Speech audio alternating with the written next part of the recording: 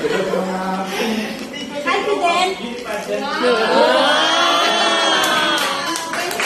Fidel.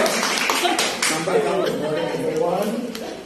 Today, at this hour, we will present our research proposal titled Qualifications and Administrative Competence of Local Government in Chief Executives in Antique Philippines.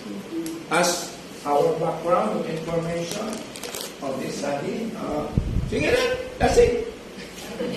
The first presenter, Amana Agi.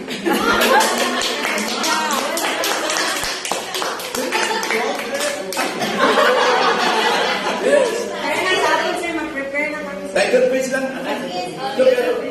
Title page lang kami dahil. Magsigat di mo, preparado ka ron, di na mo.